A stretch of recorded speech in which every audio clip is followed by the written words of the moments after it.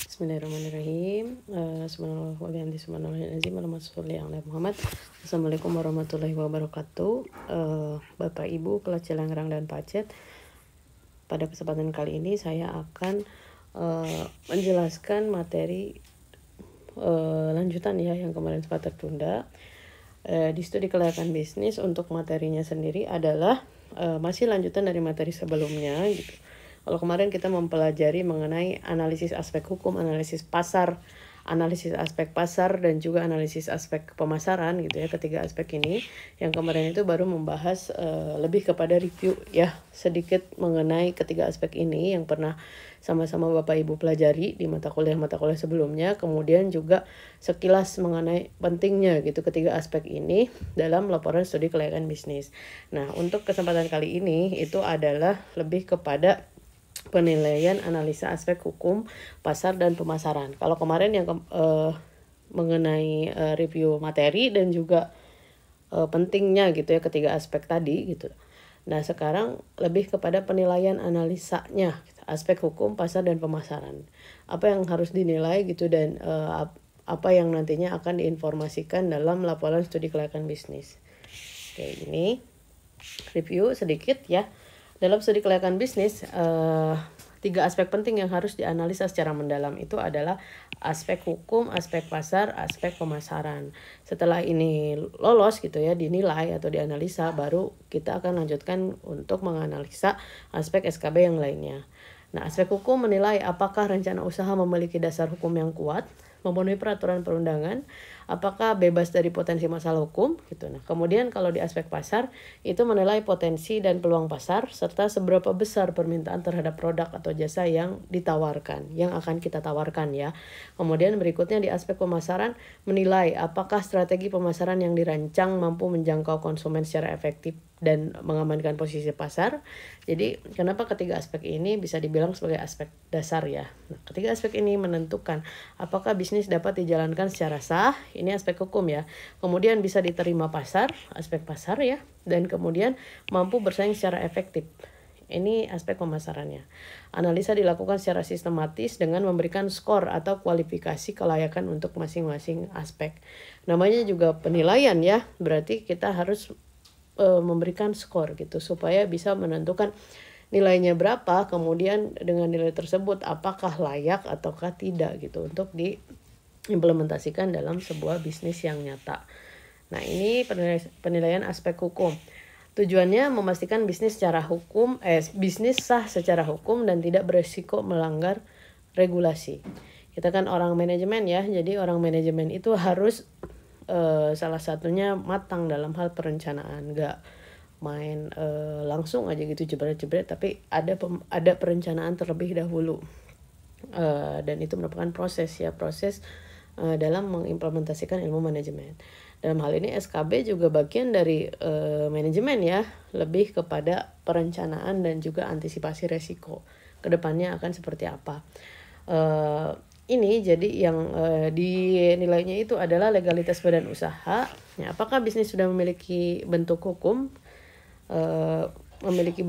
yang tepat gitu, CV atau KPT ataukah koperasi dan lain-lain. Itu disesuaikan dengan karakteristik dari usahanya gitu. Kadang usaha itu ya kalau misalnya besar ya dia harus dengan lingkup organisasi yang cakupannya juga besar, misalkan PT gitu. Kemudian kalau yang lingkupnya ternyata lebih kecil ya bisa CV, atau yang lebih bisa dijalankan secara bersamaan gitu ya, bareng-bareng dengan pihak lain gitu, kepemilikannya secara bersamaan, resikonya bareng-bareng, itu bisa diakomodir dengan pembentukan koperasi.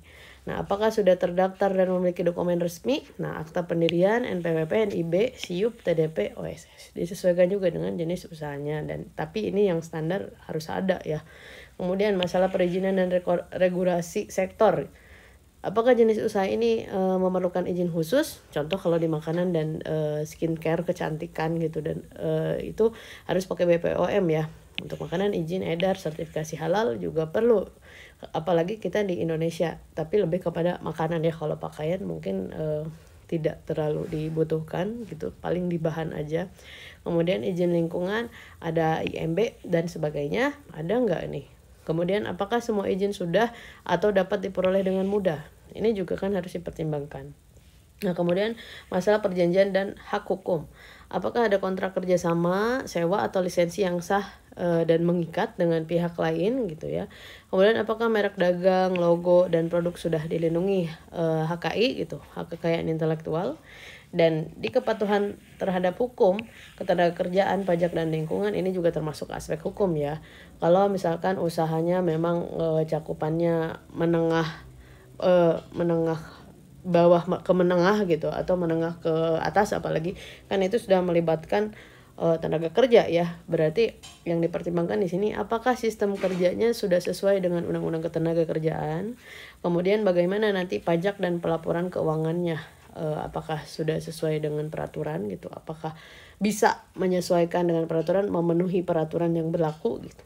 Nah, inilah yang dipertimbangkan dalam aspek hukum. Nah, suatu bisnis dinyatakan layak hukum bila semua perizinan dapat dipenuhi, tidak ada pelanggaran hukum, dan bentuk usaha sesuai regulasi yang berlaku. Berikutnya kita lanjut ke penilaian aspek pasar. Apa aja nih yang dianalisa dan harus diukur dan diberikan skor. Tujuannya sendiri di penilaian aspek pasar itu adalah memastikan ada permintaan nyata dan cukup besar untuk produk atau jasa yang ditawarkan. Jadi dipastiin dulu. Nah, ukuran dan potensi pasar.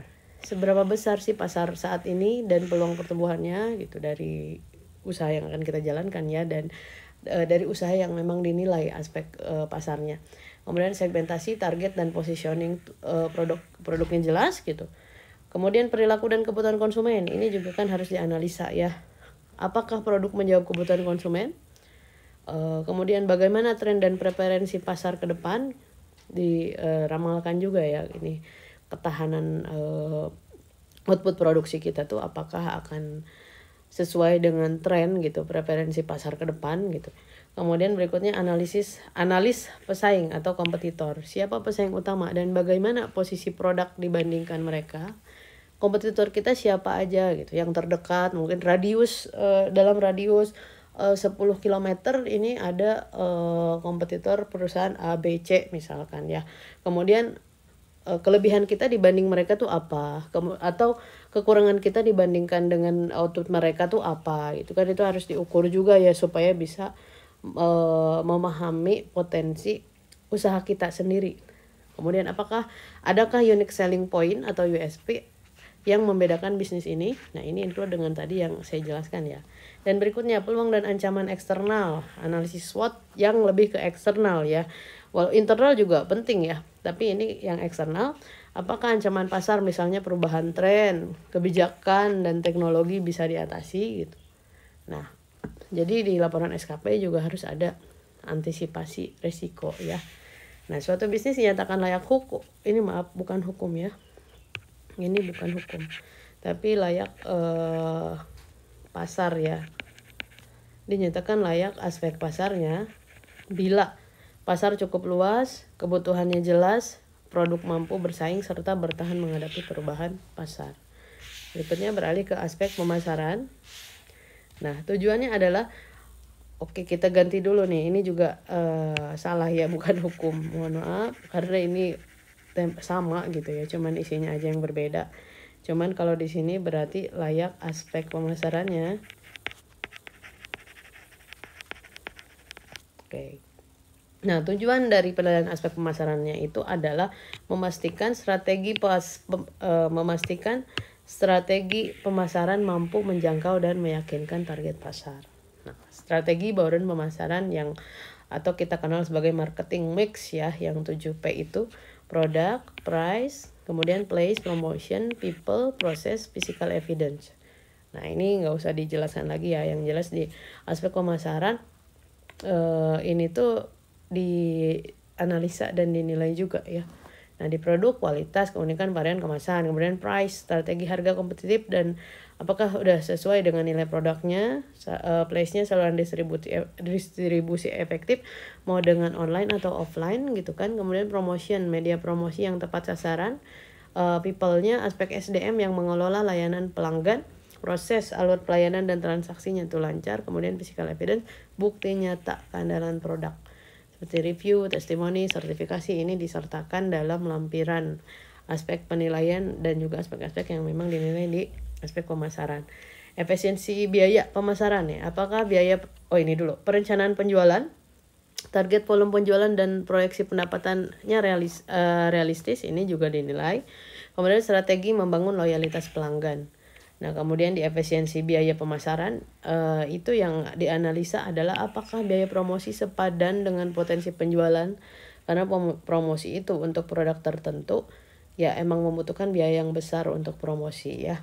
Nah, suatu bisnis dinyatakan layak aspek pemasarannya bila strategi pemasarannya realistis, mampu menjangkau konsumen sasaran, dan berpotensi menghasilkan penjualan yang menguntungkan. Nah, berikutnya ini kesimpulan umumnya ya. Sebuah bisnis itu dianggap layak diimplementasikan apabila pertama, secara hukum aman dan legal. Secara pasar memiliki peluang dan permintaan yang cukup besar. Secara pemasaran memiliki strategi efektif untuk menjangkau dan mempertahankan pelanggan. Nah, jadi supaya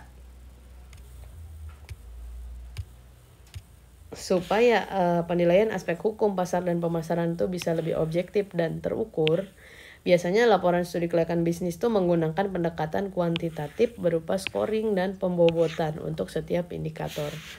Dan metode umum penilaian kelayakan non finansial, ini kalau non finansial ya masuknya ya, karena nanti di aspek keuangan barulah kita akan menganalisa aspek keuangan untuk usaha kita, dan ini dilanjutkan tuh setelah ketiga aspek ini dinyatakan layak gitu untuk dilanjutkan. Nah, diterapkan untuk aspek hukum, pasar, pemasaran, teknis, SDM, dan lingkungan, tergantung jenis usahanya ya. Nah, langkah-langkahnya itu adalah pertama, menentukan kriteria penilaian. Misalnya pada aspek pasar itu ukuran pasarnya gimana, pertumbuhan pasarnya gimana, daya beli, tingkat persaingan, dan sebagainya. Kemudian berikutnya dari kriteria penilaian yang ditentukan di atas itu kita memberikan bobot. Menunjukkan seberapa penting tiap kriteria, total bobotnya itu sama dengan 1 atau 100%. Kemudian memberikan skor, menilai kondisi aktual bisnis pada skala tertentu, misal 1 sampai 5. Berikutnya menghitung nilai tertimbang ya. Bobot dikali skor. Bobot kan tadi ngasih bobot, kemudian ngasih skor. Bobot dikali skor menghasilkan nilai akhir per kriteria. Kemudian menjumlahkan seluruh nilai tertimbang. Nilai total menentukan apakah aspek tersebut layak atau tidak layak. Nah, ini adalah contoh untuk scoringnya ya. Pertama di aspek hukum dulu. Ini kan yang diukur antara lain legalitas badan usahanya itu lengkap, kemudian perizinan sesuai sektor, kepatuhan terhadap hukum dan pajaknya berapa gitu skornya, kemudian hak kekayaan intelektual, dan berikutnya adalah total. Disinilah misalnya ini kan contoh ya, untuk legalitas badan usaha bobotnya 0,3, kemudian skornya adalah 5, dan untuk nilainya itu adalah bobot dikali skor yang hasilnya itu adalah 1,5. Untuk bobot totalnya itu harus 1 ya. Jadi diberikan bobot. Untuk legalitas itu berapa sih bobotnya? Di sini 0,3. Kemudian perizinan tuh kan penting sekali, bobotnya lebih besar 0,4. Kepatuhan terhadap hukum pajak ini 0,2, dan HKI-nya itu adalah 0,1. Kemudian diberikanlah skor ya, rentangnya 1 sampai 5. Dan kemudian untuk nilainya ini semuanya dikalikan, W dikali S. Nah, ini diberikanlah keterangan karena nilainya 1,5, keterangannya itu adalah sudah berbadan hukum dan memiliki izin usaha, sehingga diberikan bobotnya 0,3 ya, dan skornya itu adalah 5. Kemudian berikutnya perizinan sesuai sektor, sebagian izin sedang dalam proses akhir, sehingga skornya diberikan 4. Yang berikutnya patuh dan terlapor, dan berikutnya belum mendaftarkan merek dagang. Nah, diberikanlah kan skor-skor ini dan dikalikan ini jumlahnya, dan akhirnya nilainya itu adalah, karena nilai maksimalnya adalah 5,0 dan ini total keseluruhannya adalah 4,4, 1,5 ditambah 1,6 ditambah 1,0 kemudian ditambah 0,3 kan 4,4 dibagi 5 nilai maksimal, sehingga ini sudah termasuk kriteria layak hukum. Nanti keterangannya di tabel paling bawah ya. Kenapa dia layak dan kenapa tidak. Nah, kemudian Lanjut ke perhitungan aspek pasar. Sama seperti yang tadi, kita sudah menentukan kriteria yang dinilai di aspek pasar. Pertama, ukuran pasar, pertumbuhan permintaan, daya beli konsumen, persaingan pasar, dan tren dan peluang baru. Langsung aja kita loncat ya, nilainya tuh udah dapat segini. Akhirnya adalah segini. Dan dibagi ya, nilai perolehan dibagi nilai maksimal, dan keterangannya, kesimpulannya di aspek pasar itu adalah layak. Pasarnya sudah layak, yang tadi juga hukumnya sudah layak. Nah, berikutnya di aspek pemasaran. Ini mohon maaf sekali, bukan hukum ya, tapi aspek pemasaran.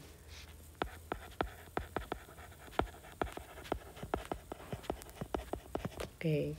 Nah, di aspek pemasaran sendiri ada strategi produk yang menjadi kriteria untuk dinilai, strategi harga, distribusi dan lokasi, kemudian promosi, citra dan kepuasan pelanggan, SDM pemasaran. Nah, nilainya adalah segini ya, dibagi nilai maksimal, sehingga untuk rentang ini masuk kriteria layak. Jadi baik aspek hukum, aspek pasar, dan aspek pemasaran, semuanya itu adalah layak ya. Nah, interpretasi nilainya nih. Nah, untuk nilai rata-rata 4,01 sampai 5 ini kriterianya, interpretasinya adalah sangat layak. Kemudian nilai rata-rata 3,01 sampai 4,00 layak gitu. Dan nilai-nilai ini semuanya masuk ke rentang kriteria layak ya. Untuk yang hukum 4,4 berarti masuknya ke sini. 4,04. Malah harusnya kalau hukum tuh sangat layak ya. Mohon maaf, berarti ini layak ya, semuanya layak, tapi kriterianya untuk hukum itu adalah sangat layak karena dia untuk hukum 4,4 ya untuk itunya, totalnya gitu. Kemudian total untuk aspek pasar 3,85. Dia juga di sini ya masuk ke layak. Tapi ini kriterianya untuk hukum sangat layak gitu. Nah, kemudian di pemasarannya 3,65 kan. Nih, yang mana 3,65 itu juga masuk ke rentang kriteria ini. Nah, nanti jadi Bapak Ibu ketika menilai atau memberikan skor terhadap ketiga aspek ini juga dipertimbangkannya poin-poinnya, dan ini adalah interpretasi nilai kelayakannya. Nah, kita lanjut. Beberapa laporan kelayakan menambahkan analisis sensitivitas. Misalnya bagaimana kelayakan berubah jika terjadi penurunan permintaan 10%. Ini mah udah detail banget ya. Kemudian jika hasil tiap aspek lebih dari 3, biasanya proyek bisa lanjut ke analisis aspek finansial untuk dinilai NPV-nya, kemudian IRR, payback period-nya. Ini dianalisa keuangan. Jadi ini dulu harus layak, baru dilanjut ke aspek SKB berikutnya. Sekarang siapa yang ngasih skor? Jadi tergantung ya. Pemberi skor dalam penilaian aspek hukum, pasar, dan pemasaran tergantung pada tahap dan tujuan studi kelayakan bisnis. Nah, kalau konteksnya, jika studi kelayakan bersifat akademik, ini biasanya tugas untuk mahasiswa ya. Untuk tugas atau penelitian atau kajian dosen atau mahasiswa, maka pemberi skor itu adalah Bapak Ibu sendiri ya, sebagai tim penyusun studi, sebagai peneliti, atau sebagai mahasiswa yang mana aspek-aspek itu tuh dinilai, dipetakan berdasarkan hasil observasi Bapak Ibu. Ini berkaitan dengan tugas kelompoknya ya, dengan wawancara dan data sekunder. Kadang juga melibatkan ahli atau pembimbing untuk validasi.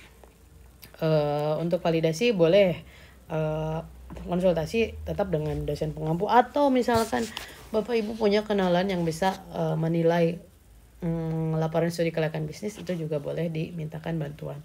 Nah, sumber penilaiannya itu adalah dokumen dan izin yang dimiliki untuk aspek hukum.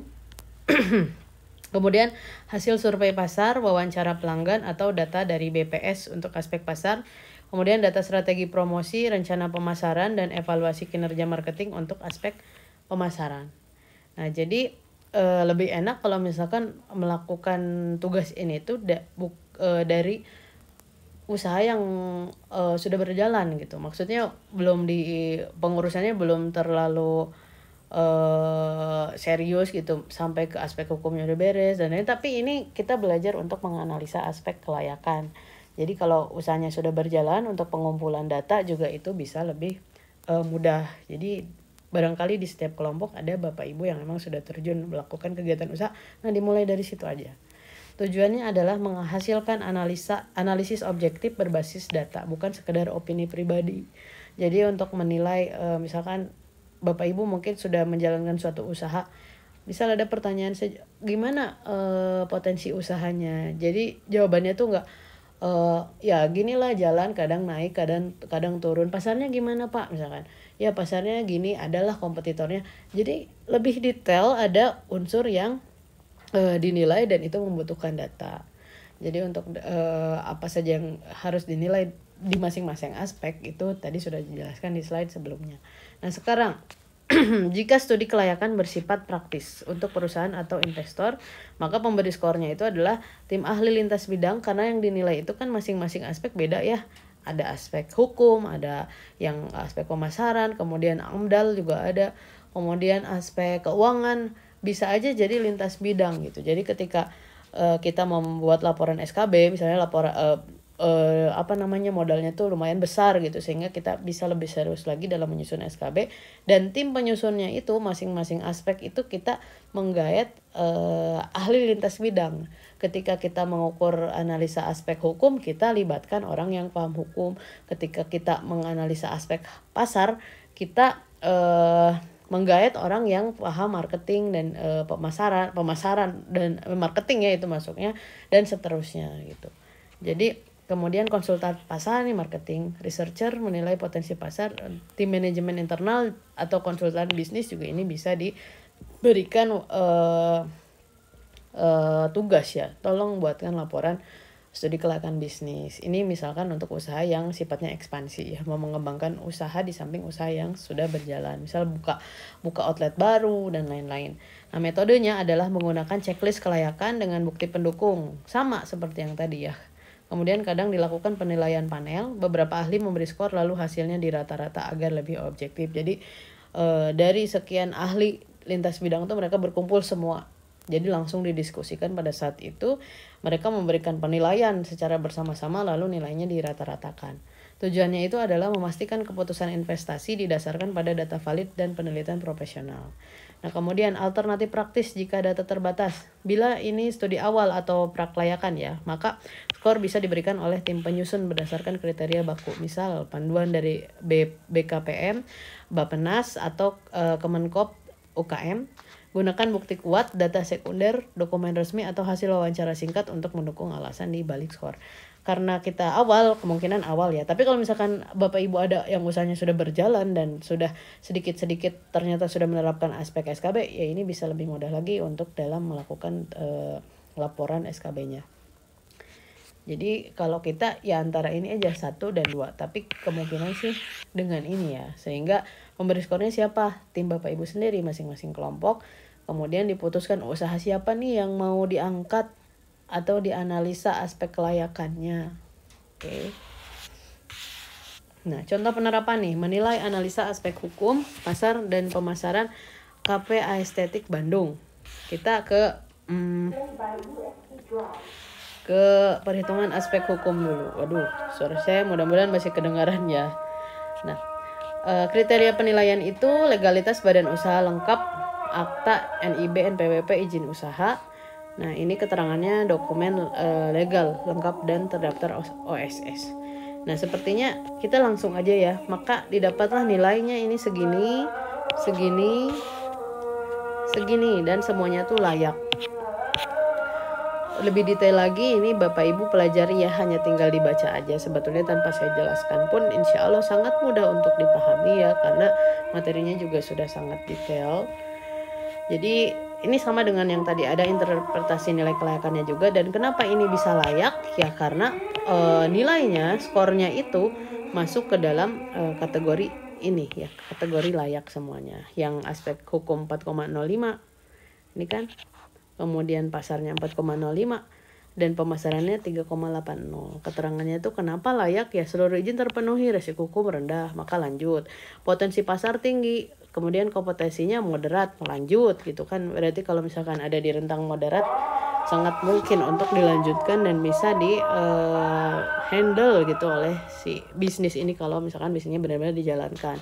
Kemudian di pemasaran, strategi promosinya efektif, perlu penguatan digital marketing. Oke, jadi kan kelemahannya ketahuan ya. Maka setelah di rata-rata total, bisnis dapat dijalankan dengan peluang keberhasilan tinggi. Nah, banyak sekarang banyak orang tuh sering keliru ya menempatkan studi kelayakan bisnis atau SKB itu hanya untuk bisnis yang sudah mapan atau mau ekspansi. Padahal sebenarnya SKB justru paling krusial dilakukan sebelum bisnis dimulai. Nah, banyak yang menganggap kalau SKB mah untuk usaha-usaha yang serius aja. Emang iya ada benernya, tapi justru lebih krusial itu dilakukan harusnya di bisnis yang emang belum dijalankan. Nah, SKB itu bisa dan sebaiknya dilakukan sebelum bisnis dimulai ya. Ini bisa dan sebaiknya. Jadi bukan untuk bisnis yang emang sifatnya mau ekspansi aja. Tujuannya pada tahap awal sebagai pra-operasional. Jadi menilai apakah ide bisnis layak dijalankan nih secara pasar, hukum, teknis, SDM, dan finansial. Kemudian mengurangi risiko kegagalan dan memastikan semua aspek sudah siap. Kemudian membantu calon investor atau pemilik usaha membuat keputusan. Nah, kalau misalkan SKB ini ya emang dibutuhkan gak cuma untuk kita aja, tapi barangkali sudah saya sampaikan juga dalam melakukan kegiatan usaha, ada kalanya kita kekurangan modal dan membutuhkan bantuan dari pihak ketiga. Nah, si laporan SKB ini bisa kita tunjukkan gitu untuk meyakinkan mereka dan mereka bisa membaca potensi dari bisnis yang akan kita jalankan ini. Dan kalau misalkan masuk akal ya kenapa enggak mereka tidak memberikan bantuan dana kepada kita. Karena kedepannya kalau dijalankan prospeknya kelihatan akan menguntungkan. Nah, ini cocok untuk startup baru atau UMKM yang mau buka usaha pertama kali. Usaha rumahan juga yang mau naik kelas jadi badan usaha resmi ini bisa gitu. Yang tadinya mungkin usaha rumahannya menghasilkan dan hasilnya cukup banyak gitu. Kalaupun gak banyak juga gak masalah. Dan lalu mulai mempertimbangkan mau berbadan hukum gitu kan ya.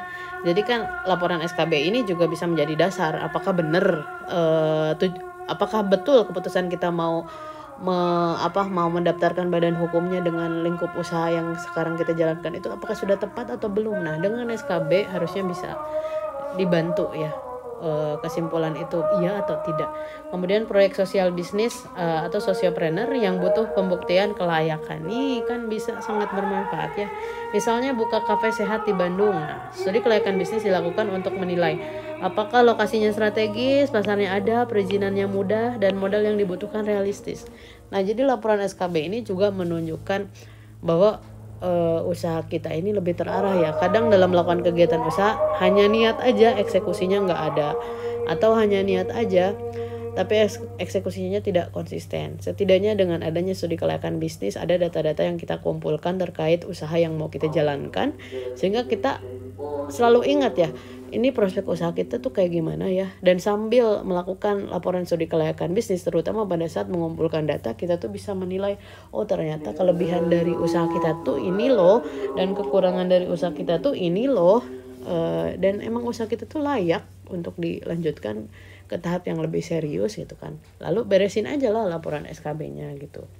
Kemudian hasil SKB ini bisa menjadi dokumen pendukung untuk investor, perbankan atau mitra bisnis. Atau misalkan mau ke pasangan, ayo boleh nggak saya melakukan usaha ini, atau ke atasan boleh nggak Pak ini kalau misalkan saya sambil gini Bapak mau ikutan nggak, misalkan gitu ya.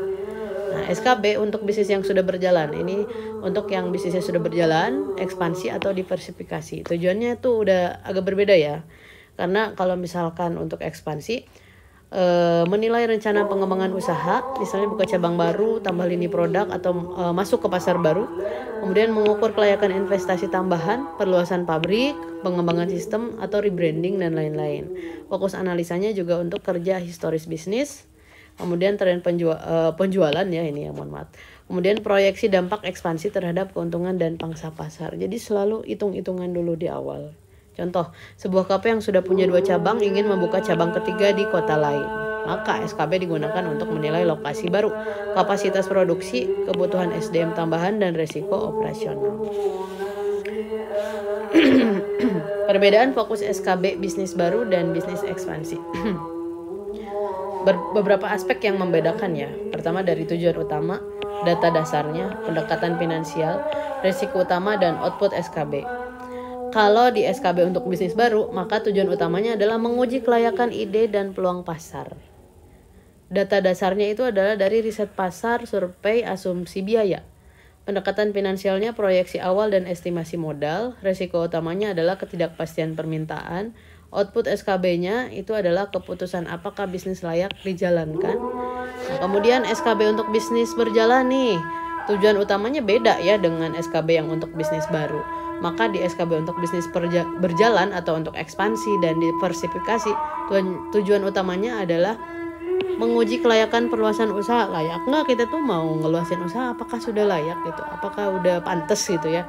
Kemudian data dasarnya data keuangan dan operasional aktual. Dari datanya tuh lebih kita menganalisa data yang sudah ada karena usahanya sudah berjalan.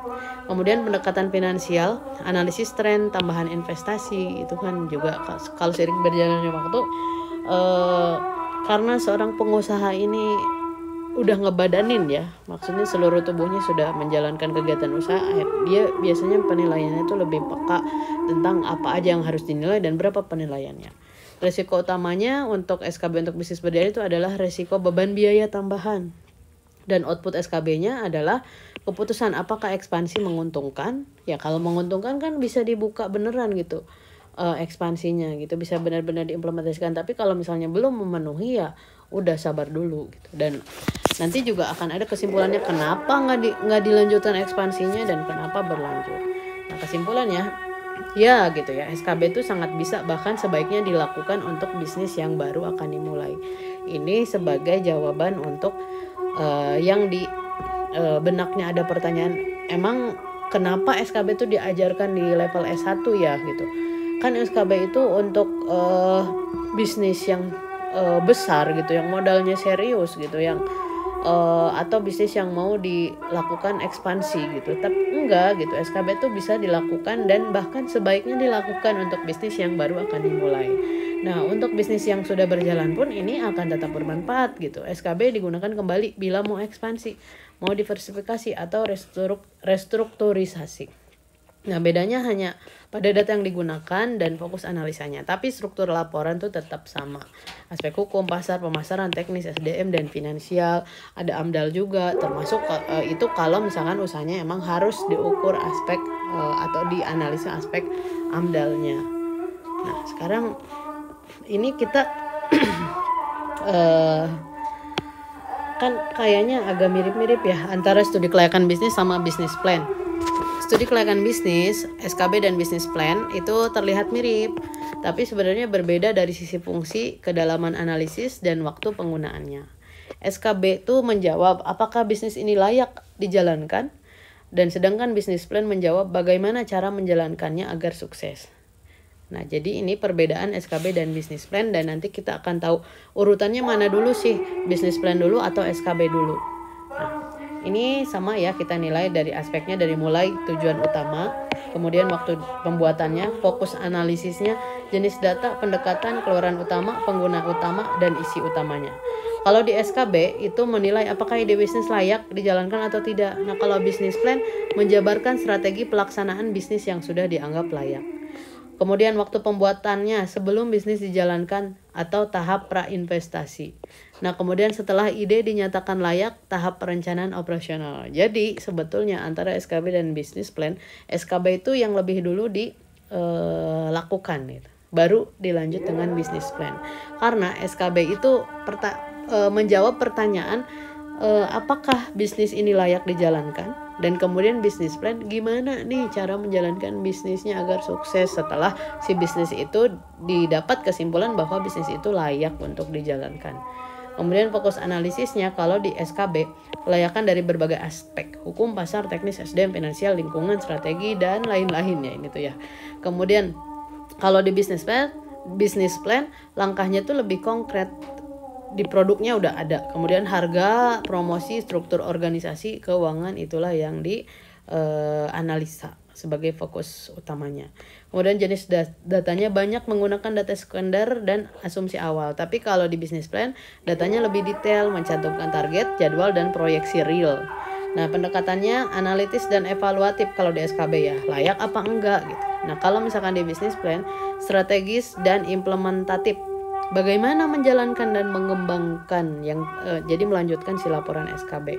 Output utamanya adalah rekomendasinya itu lanjut, ubah, batalkan ide bisnis. Jadi kesimpulannya 3, mau lanjut, mau diubah kalau misalkan ada yang diubah, atau udahlah batalkan aja karena pasti nggak prospektif gitu. Dan kalau di business plan sebagai panduan operasional dan strategi bisnis jangka pendek ke menengah, jangka panjang nanti lagi gitu ya. Kemudian pengguna utamanya investor, lembaga pembiayaan atau pemilik proyek. Kalau business plan itu manajemen internal, tim operasional, dan calon mitra. Isi utamanya di SKB analisis aspek hukum pasar, pemasaran teknis, SDM, finansial, lingkungan, dan aspek lain lagi gitu kalau dibutuhkan. Kemudian untuk kalau di business plan, rencana produk, strategi marketing mix, proyeksi keuangan, timeline peluncuran, rencana ekspansi.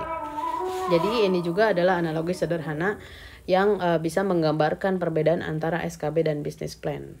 Ketika kita membangun rumah ya, si studi kelayakan bisnis ini mengecek dulu apakah tanahnya aman, izinnya ada, biayanya realistis, apakah rumah ini bisa dan layak dibangun di sini.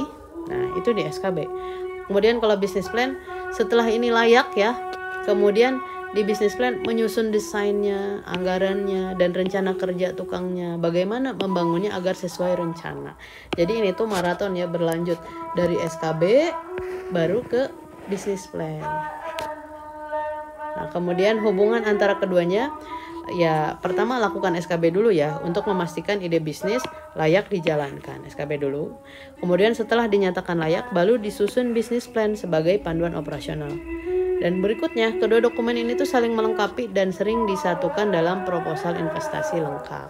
Kalau sebelumnya Bapak Ibu sudah belajar mengenai business plan di kewirausahaan, nah sebetulnya sebelum business plan itu kita buat SKP dulu. Tapi bukan perkara yang salah gitu ketika Bapak Ibu belajar business plan lebih dulu, karena biar Bapak Ibu tuh tahu gitu, dalam berbisnis kita harus punya rencana gitu, business plan. Dan setelah di tingkat pemahaman konsep yang lebih dalam lagi, Bapak Ibu bisa lebih mudah menyerap apa sih urgensi dari SKB dalam penerapannya sendiri. Nanti kalau Bapak Ibu insya Allah amin ya jadi pengusaha, maka buat dulu analisa laporan SKB, laporan analisa SKB-nya, kemudian dilanjut dengan business plan.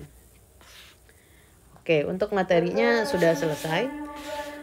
Dan urutan ideal dalam laporan SKB ya, nanti yang kaitannya dengan tugas Bapak Ibu itu pendahuluan dulu, kemudian di laporannya itu bersifat formal ya. Kemudian terstruktur. Bab 1 pendahuluannya tentang ringkasan bisnis, bab 2 gambaran umum usaha, bab 3-nya metode penelitian atau analisis, gimana menganalisisnya gitu. Isinya tuh narasi-narasi mengenai yang menggambarkan laporan SKB yang dilakukan. Analisis aspek hukum, yang tadi yang dinilainya apa aja tadi ya di atas sudah disampaikan. Analisis aspek pasar tadi juga sudah disampaikan. Analisis aspek pemasaran tadi juga disampaikan. Analisis aspek berikutnya kita akan selesaikan di 2 pertemuan selanjutnya gitu. Dan sebelum UTS, contoh laporan SKB sudah saya sampaikan yang nantinya jadi panduan Bapak Ibu untuk membuat tugas SKB-nya tuh ya biar nggak pusing, nggak susah ya, panduannya dari situ. Kalaupun mau berbeda dari situ silahkan, tapi poin utamanya tuh harus mencakup hal-hal tersebut. Aspek hukum pasar dan pemasaran membuktikan bahwa bisnis ini mungkin sah dilakukan ya. Ini aspek hukum pasar dan pemasaran yang sudah kita bolak-balik selama 2 pertemuan ya. Kemudian aspek teknis dan manajemen ini membuktikan bahwa bisnis ini mampu dijalankan, siapa dan bagaimana cara menjalankannya. Kemudian di aspek keuangan membuktikan bahwa bisnis ini menguntungkan secara ekonomis. Nanti ya setelah aspek teknis dan manajemen kita ke aspek keuangan, baru berikutnya aspek sosial lingkungan dan risiko kalau misalkan ada ya. Tapi kalau aspek risiko ini antisipasi risiko juga harus dimasukkan. Memastikan bisnis ini berkelanjutan dan bertanggung jawab. Baik Bapak Ibu, sekian ya sepertinya materi kita untuk kali ini. Mudah-mudahan suara saya bisa didengar dengan baik dan mohon maaf untuk keterlambatan upload materinya. Untuk pertanyaan bisa kita lanjutkan di WhatsApp atau pada saat nanti pertemuan online. Mudah-mudahan bisa dipahami dengan baik. Nanti kita akan lanjutkan ke materi berikutnya. Terima kasih atas perhatiannya. Wabillahi taufiq wal hidayah. Wassalamualaikum warahmatullahi wabarakatuh.